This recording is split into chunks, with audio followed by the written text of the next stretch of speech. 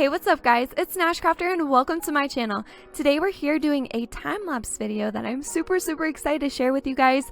So this is my take on a winter steampunk blacksmith slash house. So it's basically just a big old steampunk build that has a blacksmith in it. Now before we hop into the time-lapse, there's a couple things I wanted to mention really quickly. First thing being that this was built in Minecraft version 1.12.2.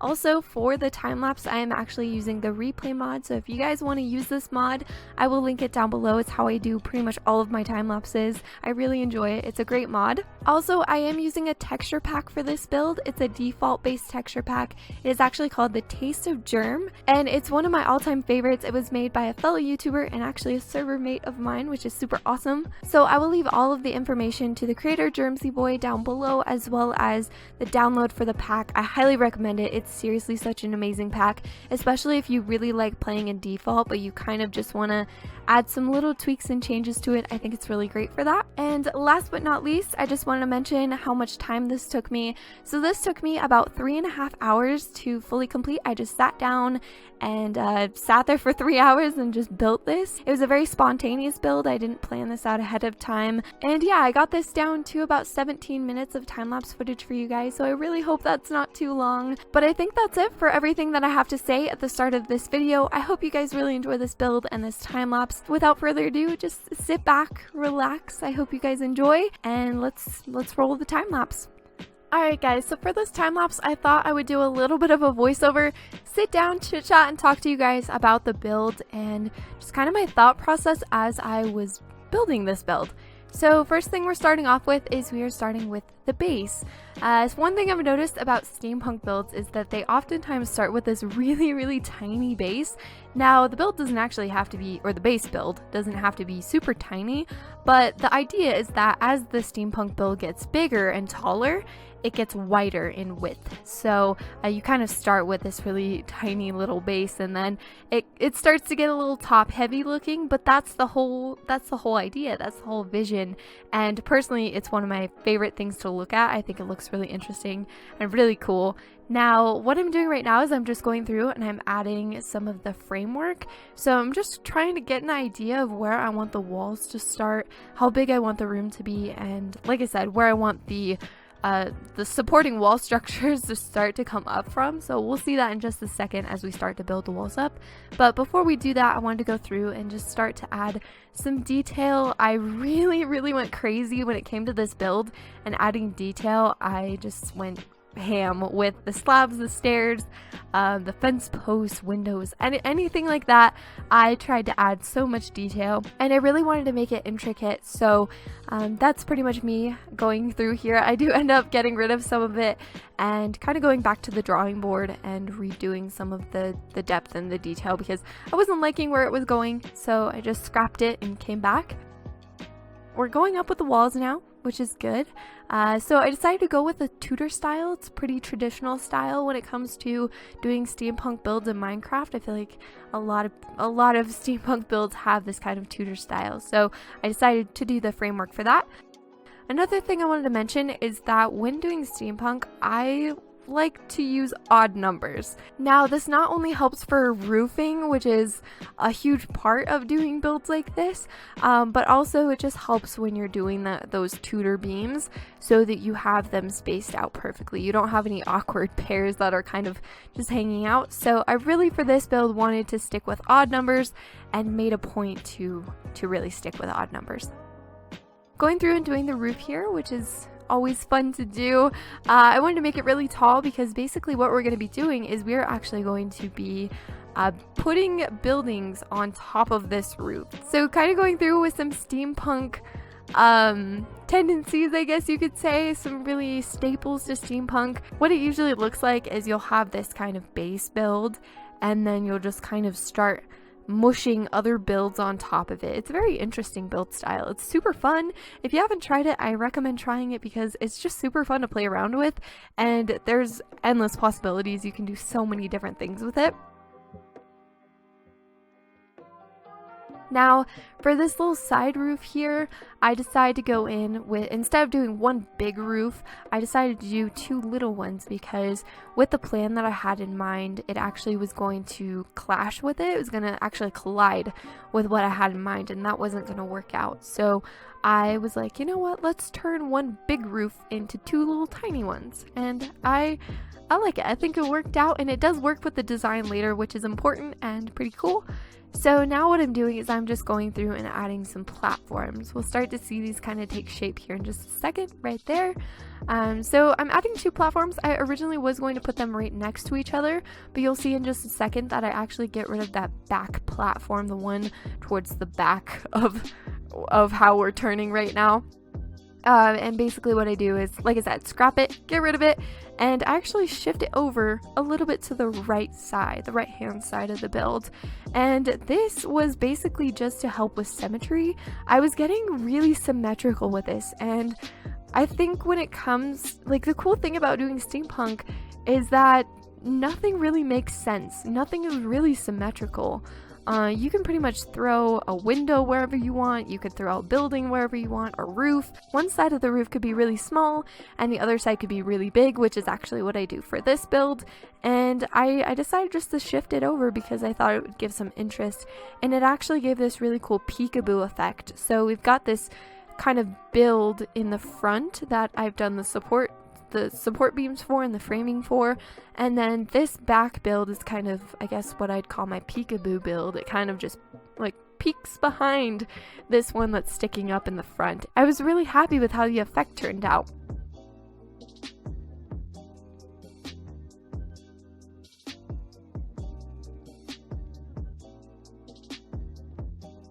So now we're just going through and we're starting on the roof for the front build.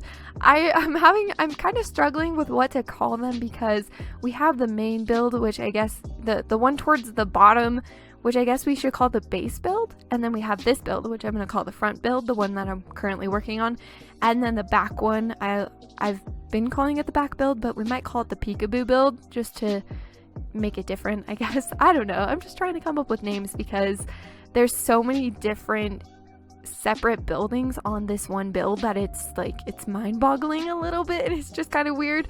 But one thing that I should mention is that I'm going through here with a little bit of detail on the roof.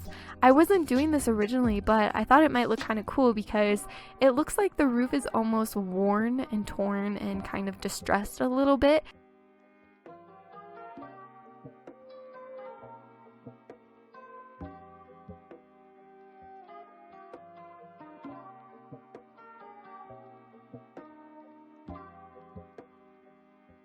So now we're going through and doing the roof on the peekaboo build. So it's a little bit lower than the other one, but it also kind of like collides with the front build. Oh gosh, all these names, they're so crazy. But it does, you'll see that it actually starts to intersect the other build. It kind of ends right there, and it was so weird to play with, but it was so fun at the same time. And this roof is significantly bigger than the other roof that we just worked on. This one also is kind of in the shape of a plus sign, and the other one, I wanted to make the roofs different because I felt like that's what was really going to make this build look interesting and kind of unique, was just making everything I could possibly make look different. So that was my idea.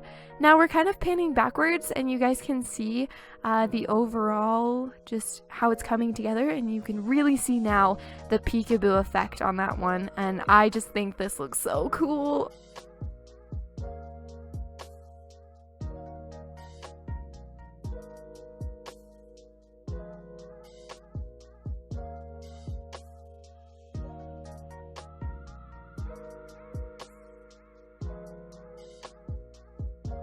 So now we're on the other side, and I'm actually doing a big roof for this side. So we're back to the base build. Again, weird names. We're back to the very bottom of the build. And on this side, I decided to do a big roof. On the other side is those two baby roofs, the smaller roofs. Again, just going through with some framework. I didn't put any of the walls in. I actually go and do that in just a second. But I started to mess around with this like weird sticky outy bit. I don't know what to call it. This part that kind of like comes out. But then I was like, no, I should probably go through and just do all of the walls first. So I go through and I start to add this white bone block. And it really adds contrast, which gets me super excited because I feel like everything was kind of starting to blend together. And then of course we had the stone that was the trim, which kind of made it stick out a little bit. But once you add this white block, it just really pops and it really starts to come together. And this is the point where I was just like, whoa, okay, this is making such a big difference. And I love that point when you're just kind of getting into a build and it's really starting to come together and you're really starting to see the vision all like come into one. That was like putting in the bone block for me. It was just all of the different contrast. I could actually see sort of a finished product coming out of what this was. So it was cool.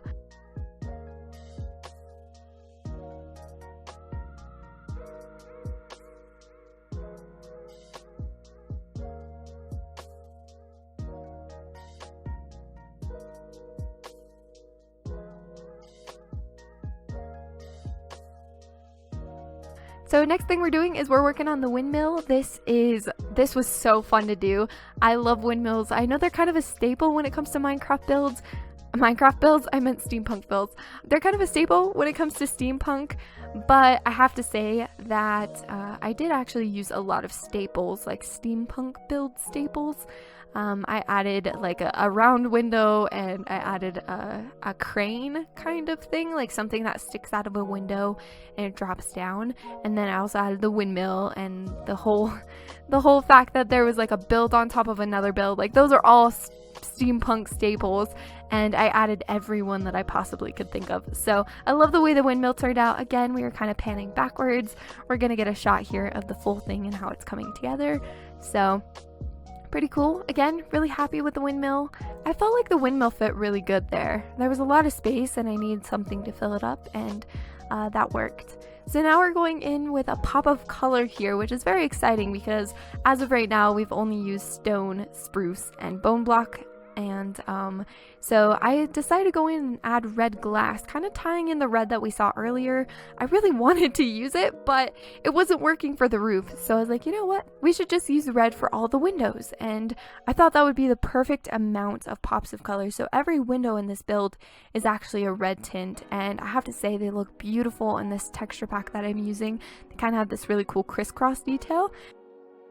And it makes it look even more steampunk / like medieval fantasy, which I love. I'm throwing my hands in the air because I'm like, yes, that is so, I just love it so much. This texture pack is great. Again, Germsy Boy made this texture pack, and I can't say enough good things. It's awesome.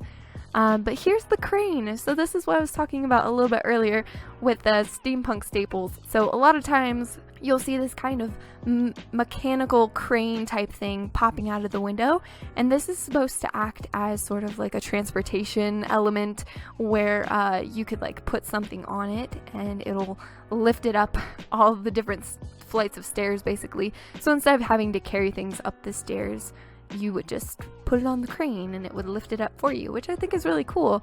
Now, I originally was going to do a platform for this. It was going to be like a flat thing that you could put crates on or anything like that, but there just wasn't enough space for it, so I decided to go through and add a little claw. So kind of like those claw machines at the arcade. It's basically one of those, and you'll see that here, right there. That is a little claw.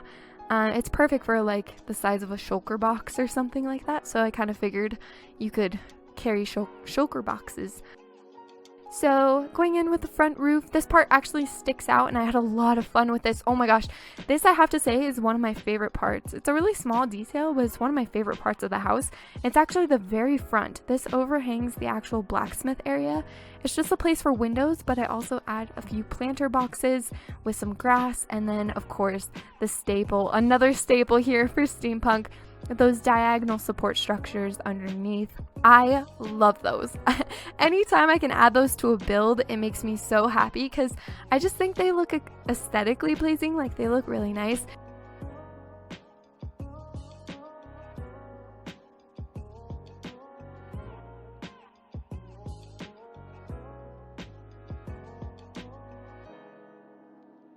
And here I go again. After I did that on the window down below, I just had to keep going, and I added another one because I was just really excited about it.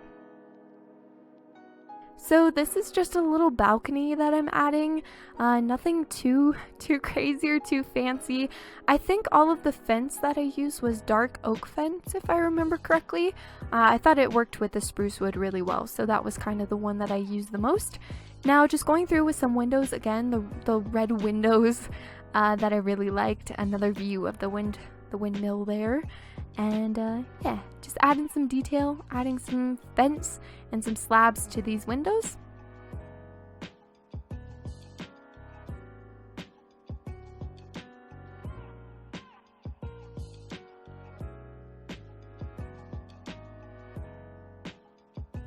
So we're kind of flipping around here now, and we're going to the other side.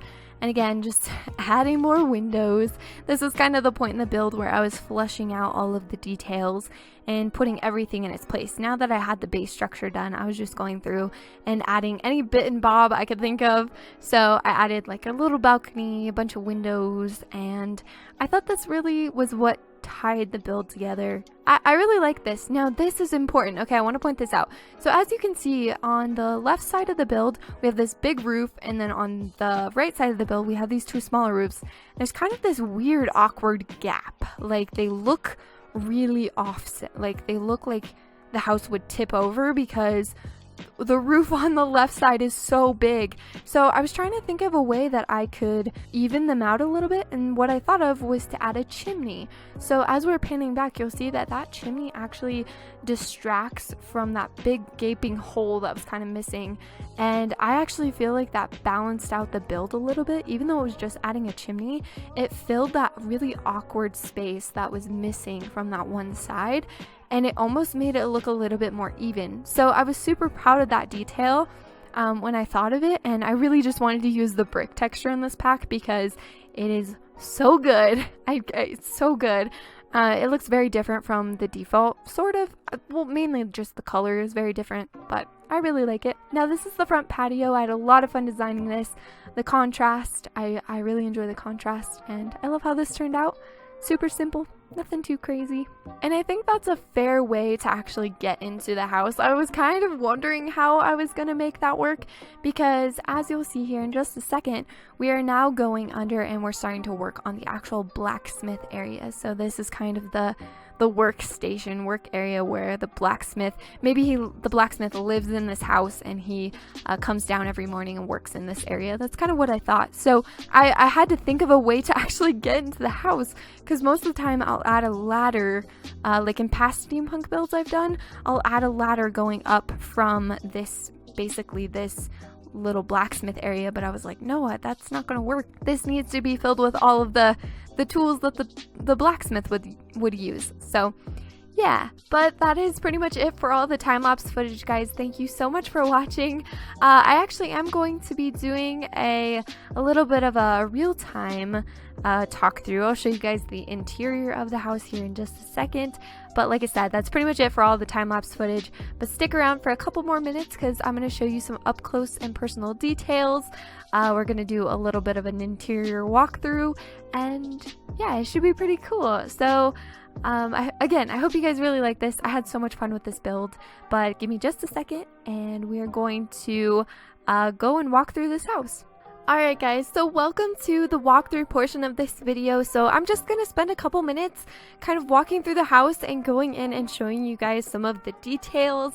I know sometimes during a time lapse it can go pretty fast and you can you don't exactly get to see every single thing. So there's a couple things I just wanted to really get a close-up on and show you guys. Now, okay, so this is it. We're going to do a little 360 because I don't know if I actually even did like a proper 360 during that. So sorry, the sun, this side of the house is really dark because the sun is not really, it's over there and it's not really in the the right location. There's a little 360 for you guys of the full thing, and I have to say this is probably my favorite view. The side view from both sides too is by far my favorite. It looks so cool. I'm so happy with it. But what we're gonna do is we're just gonna get up close to some of this stuff. So this is the little porch area, front area of the house. That's where you actually go in, and then some of the detail. I added some snow underneath because I figured snow would collect there. Going over to kind of this front bit. Like I said during the time lapse, this is like my favorite part of the house. I think it's so cute. And then we have a big window right here, the little red accent with some planter pots. This is the little balcony that's up at the top over here. And then we've just got this little window, and this kind of goes all the way around just like that. So there we go. That's the full build. I hope you guys really like it. And then of course we have the windmill in the front right here. So what we're going to do is we are actually going to do a little bit of a walkthrough. First we'll start down here with the blacksmith. So we've got a little place for lava over here, a couple furnaces, and then just some extra ores and some places for some crates. These are actually shulker boxes. This is the little area for water, and we have an anvil. So that's pretty neat. And then out here I added some shulker boxes because during the time lapse I mentioned that this is actually where the crane would pick up shulker boxes. So then if we go all the way up here, just like so, that goes up into a room. Now what we're going to do is we are actually going to go on the inside. I did add some snow here because it's a winter steampunk build. Oh, also really quick, I should mention that I added snow to the roof as well, to all the roofs. Because I figured, you know, there would be some resting snow there. Now, going on into the actual house, I didn't do much interior in here. In fact, only a few of the rooms have interior. I didn't know what to fill this space with, so I just kind of left it blank. If you guys download this, I'll leave the link down in the description below to where you can download this house and maybe decorate it if you guys would want to do some interior design. I did add a staircase. I figured you'd need a way to get upstairs, so I did add one of those. I also added a little book nook back here. So right where this the big circular window is at the back of the house, that's where the book nook is. So I just added a lantern, some books, a little chair so you could like sit out here. So now we're gonna head upstairs. This is basically just a big kind of circular spiral staircase. We do have a little section where you can break off right here. Again, didn't decorate this, but you can see the view of the spiral staircase that keeps going up there. So we'll kind of keep going up. Sorry if it's a little dark, but this actually goes up into the first of the top buildings. So you actually can, from the very bottom, go all the way to the very top, and all of the houses are connected. So I wanted to make sure that was a feature for this. So we've just got a bedroom. I figured I would decorate this one, make it an actual bedroom. And another cool thing about this build is this is actually an Electra Launchpad, I guess you could say. So you can actually walk out here, and if you had an Elytra, you could totally, you know, jump off and fly. So it works as an Elytra launch, which I thought was like a quirky, cool thing to add. It just gives more life to the build, in my opinion. And this is something that if you did recreate this in survival, it would be useful, which I think is cool. And then we have a sneaky little ladder here with a door. And this goes up into that second build. So this actually goes up into the front building. So right where the bedroom is, this is actually the peekaboo build from the time lapse. And then this is the front one. So we've got the little, this actually goes out into that little balcony. So everything is connected, everything is intertwined. I wanted to really make sure that I did that. This is kind of an enchanting setup. I believe this is a level 30 enchant. It is. And then there's actually another sneaky ladder up here. And this goes to like a little storage area / office. So what I'm going to do is I am actually going to break through here. Can I get through here? I can. Okay, sweet. So I'm going to break through here so you can see exactly where we were. So we climbed all the way up to the very, very tippy top of this build here, and all of them loop together. So this one connects there, and then this one you go over there into this build, and then this build has the spiral staircase that goes down into here.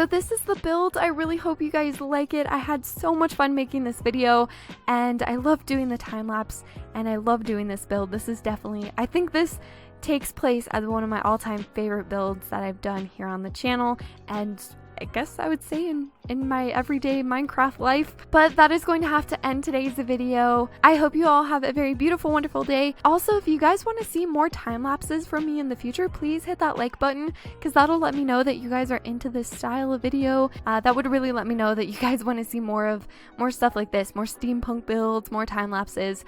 So thank you guys again so much for watching. I'll catch you next time. Bye guys.